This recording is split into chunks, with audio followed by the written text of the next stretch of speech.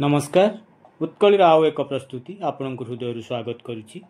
आज हेउछि सुनिया सन 1433 साल श्री श्री गजपति महाराजंकर 69 अंक प्रवेश।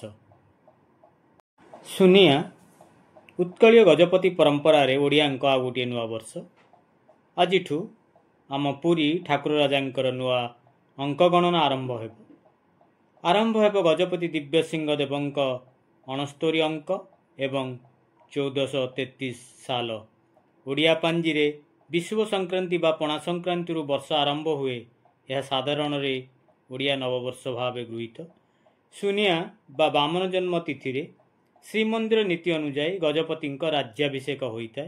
सुनिया ओडिया राजांक राजत्व एवं ओडिशार शासकीय अंक गणना वर्षर प्रथम दिन। यह गजपति राजस्व आदाय एवं नूतन खाता आरंभर दिन। सुनिया दिन एक सुना मोहर उपरे गजपति राजत्वर अंक चिन्हित करा जाए। यह कहा जाए अंक कटा। यह सुना सहित जड़ित परंपरा होइथिबारु संभवतः आजिर दिन को सुनिया कहा जाए। 1970 मसीहा जुलाई 7 तारिख दिन भोईवंशर 25तम गजपति भावे मात्र 17 वर्ष बयस राजगादी सिन्न होइथिले। पूर्णचंद्र भाषाकोश अनुଯାयी सुनिया हेउछि स्वर्ण मुद्रा मौड बा मोहर। एही दिन ओडिशार राजा और जमीदारंक शिरस्तारे नूतन अंक बा सन आरंभ हुए। राजा और जमीदार माने से दिन शिरस्ता पूजा करती एवं प्रजा माने जमीदारंकु भेटी और सलामी प्रदान करिथांती। पूर्वतन राजांक नामांकित स्वर्ण मुद्रा बा सुनिया कटा जाई नुआ राजांक नामांकित नूतन मुद्रा चलिबा विधुरु बोध हुए यही शब्दर सृष्टि होई अछि। ओडिया सनर और पुरी राजांक अंकर मासर और दिवसर गणना सौर मासर गणना क्रमे हुए, किंतु सन बा अंक चांद्र भाद्र मासर द्वादशी ठारू गणा जाए।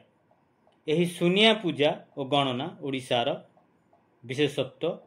यह ओडिया मानंकर नववर्षर आरंभ। सन हेउछि साल वर्ष अब्द जार अवधि हेउछि एक वर्ष। जदाति केशरी राजत्व काल उत्कल एक सन प्रचलित होई आसुअछि। भाद्र मास शुक्ल द्वादशी दिन ठारू एही सनर वर्ष आरंभ। से दिन समग्र उत्कल सुनिया नाम ख्यात। देशीय अब्द गणना और इंग्राजी अब्द गणना मते कौनसी संख्यक अब्द पूर्वे सन शब्द लेखा जाए एवं साधारणतः सबु प्रकार अब्द परे साल शब्द और इंग्राजी अब्द परे मसीहा लेखा जाए। जेमितिकी सन 1333 साल, सन 1936 साल बा सन 1926 मसीहा। सन को स्न और साल को स्ला बोली करण और मोहरीर माने लेखिथांती।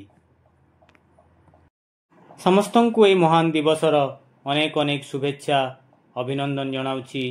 गजपति महाराजंकर दीर्घ निराम जीवन कामना करुछि। उपस्थापन जदि आपण मानकु भल लागि थाए तेबे चैनल को लाइक शेयर सब्सक्राइब करिवे। धन्यवाद। वंदे उत्कल जननी। जय श्री जगन्नाथ।